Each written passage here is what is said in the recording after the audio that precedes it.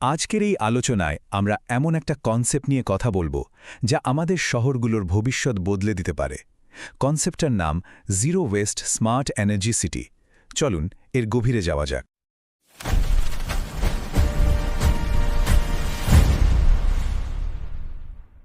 আচ্ছা, একবার ভাবুন তো, আমরা প্রতিদিন যে জিনিসগুলো আবর্জনা বলে ফেলে দিই, সেগুলো যদি আসলে নষ্ট না হতো, যদি সেগুলোই সম্পদে পরিণত হতো। দেখুন, সারা পৃথিবীতে আবর্জনা এখন একটা বিরাট মাথা ব্যথার কারণ, কিন্তু এই সমস্যার ভেতরেই কিন্তু একটা দারুণ সম্ভাবনা লুকিয়ে আছে। প্রতিদিন প্রত্যেকটা শহরে বুকওয়ালি আবর্জনার পাহাড় তৈরি হচ্ছে। এর মধ্যে কি কি আছে? আমাদের বাড়িঘরের ময়লা, পয়ঃনিষ্কাশনের বর্জ্য, কৃষিক্ষেত্রের উচ্ছিষ্ট আর এমন সব প্লাস্টিক যা রিসাইকেল করা যায় না। এই বিপুল পরিমাণ বর্জ্য সামলানো যে কোনো শহরের জন্যই একটা বিরাট চ্যালেঞ্জ। আর ঠিক এই চ্যালেঞ্জটাকেই একটা সুযোগে পরিণত করার জন্যই একটা যুগান্তকারী আইডিয়া নিয়ে আসা হয়েছে। সংক্ষেপে একে বলা হচ্ছে ZWSEC, অর্থাৎ zero West smart energy city. এর মূল মন্ত্রটাই হল আবর্জনাকে সম্পদে বদলে ফেলা। তো এই যে জিডব্লিউসি করছি, এটা আসলে কি? সহজ কথায়, এটা এমন একটা ইন্টিগ্রেটেড সিস্টেম বা কারখানা যা একটা শহরের প্রায় সব ধরনের বর্জ্যকে প্রসেস করে, আর শুধু প্রসেস করেই থেমে থাকে না, সেখান থেকে নানা রকম লাভজনক জিনিস তৈরি করে। মূল টার্গেটটা কি? টার্গেট হলো মোট বর্জ্যের প্রায় 95 থেকে 99%কেই কোনো না কোনোভাবে কাজে লাগানো। মানে ভাগাড়ে ফেলার জন্য প্রায় কিছুই আর বাকি থাকবে না বললেই চলে। এই পুরো সিস্টেমটা কিন্তু কয়েকটা মূল নীতির উপর দাঁড়িয়ে আছে। প্রথমত, শুরুতেই বর্জ্যকে আলাদা করে ফেলা হয়। এরপর এক এক ধরনের বর্জ্যের জন্য এক এক রকম রূপান্তর পদ্ধতি ব্যবহার করা হয়। পুরো ডিজাইনটাই মডুলার, মানে ছোট ছোট অংশে ভাগ করা। এর ফলে কি হয়? প্রয়োজন মতো এর আকার বাড়ানো বা কমানো যায়, আর কোনো একটা অংশ বিকল হলেও পুরো কাজ বন্ধ হয়ে যায় না। সাথে তো উন্নত পরিবেশ দূষণ নিয়ন্ত্রণ ব্যবস্থা থাকছেই, আর অর্থনৈতিক দিকটা এমনভাবে সাজানো যাতে শুধু একটা আয়ের উপর নির্ভর করতে না হয়। চলুন এবার তাহলে ভেতরেই ঢু মারা যাক।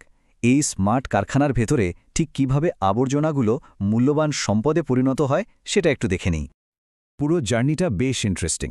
প্রথমে স্মার্ট বিন আর আর্টিফিশিয়াল ইন্টেলিজেন্স বা এআই দিয়ে বর্জ্য সংগ্রহ করে একদম নিখুঁতভাবে বাছাই করা হয়। এরপর পচনশীল বা জৈব বর্জ্যগুলো থেকে তৈরি হয় বায়োগ্যাস আর সার। যেসব প্লাস্টিক রিসাইকেল করা যায় না, সেগুলোকে পাইরোলাইসিস নামের একটা প্রক্রিয়ায়, মানে অক্সিজেন ছাড়া উচ্চ তাপে গলিয়ে এক ধরনের জ্বালানি তেল বানানো হয়। বাকি যা দাহ্য বর্জ্য থাকে সেগুলো পুড়িয়ে তৈরি করা হয় বিদ্যুৎ। আর সবশেষে যে ছাইটুকু পড়ে থাকে, সেটাও ফেলে দেওয়া হয় না। সেই ছাই দিয়ে 3D প্রিন্টিং প্রযুক্তির মাধ্যমে ইট বা রাস্তা বানানোর ব্লক তৈরি করা হয়। মানে কিছুই ফেলনা নয়। আচ্ছা, এত সব প্রক্রিয়ার পর আউটপুট হিসাবে আমরা ঠিক কি পাচ্ছি? এখানেই আসল মজা। এটা শুধু বর্জ্য ব্যবস্থাপনার একটা সমাধান না, এটা একটা দারুণ অর্থনৈতিক মডেলও বটে। এই যে একটা সংখ্যা দেখা যাচ্ছে, এটাই কিন্তু পুরো মডেলের মূল শক্তি। একটা ZWC প্ল্যান্ট থেকে প্রায় 8 থেকে 12টা ভিন্ন ভিন্ন পথে আয় আসতে পারে, ভাবা যায়? আর ঠিক এই কারণেই এই মডেলটা অর্থনৈতিকভাবে এতটা স্থিতিশীল আর টেকসই। আয়ের উৎসগুলো যদি একটু দেখি, তাহলে বিষয়টা আরও পরিষ্কার হবে। দেখুন, যে বিদ্যুৎ তৈরি হচ্ছে সেটা গ্রিডে বিক্রি করা হচ্ছে। বায়োগ্যাসকে প্রক্রিয়াজাত করে বায়ো-সিএনজি বানানো হচ্ছে, যা গাড়ির জ্বালানি হিসেবে দারুণ। জৈব সারের চাহিদা তো কৃষিক্ষেত্রে সবসময় আছে। সিনথেটিক জ্বালানি শিল্প কারখানায় কাজে লাগছে।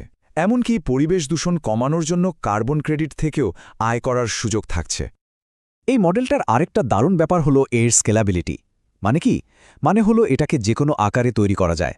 ধরুন একটা ছোট শহরের জন্য পাইলট প্রজেক্ট হিসেবে শুরু করা হলো, দিনে মাত্র 10-12 টন বর্জ্য প্রসেস করার মতো। আবার চাইলে এটাকে একটা বিশাল রিজিওনাল হাব হিসেবেও গড়া যায়, যেখানে দিনে শত শত টন বর্জ্য ম্যানেজ করা সম্ভব। আর সবচেয়ে মজার বিষয় হলো, টেবিলটা খেয়াল করলেই বোঝা যায় প্রজেক্ট যত বড় হয়, বিনিয়োগের টাকাটা কিন্তু তত তাড়াতাড়ি উঠে আসে। এখন কথা হলো, যে কোনো বড় প্রজেক্টের মতোই এই ZWSC বাস্তবায়নের পথেও তো কিছু ঝুঁকি আসতেই পারে, তাই না? চলুন দেখি সেই চ্যালেঞ্জগুলো মোকাবিলার জন্য কী ধরনের প্রস্তুতি রাখা হয়েছে এই পরিকল্পনায়। এই পরিকল্পনার দূরদর্শিতাটা কিন্তু প্রশংসার যোগ্য। যেমন সাধারণ মানুষের বিরোধিতার একটা ঝুঁকি থাকে, সেটার জন্য রিয়েল টাইমে নির্গমনের সব ডেটা পাবলিক করে দেওয়ার ব্যবস্থা আছে। আবার ধরুন বর্জ্যের মান যদি খারাপ হয়, সেটার জন্য এআই ভিত্তিক বাছাই ব্যবস্থা তো থাকছেই। আর আর্থিক ঝুঁকির কথা মাথায় রেখে শুধু যে একাধিক আয়ের উৎস রাখা হয়েছে তাই নয়, জরুরি অবস্থার জন্য একটা বাড়তি বাজেটও রাখা হয়েছে। এত বড় একটা পরিকল্পনা কিন্তু একদিনে বাস্তবায়ন করা সম্ভব না। এর জন্য একটা সুস্পষ্ট ধাপে ধাপে এগোনোর রোডম্যাপ আছে।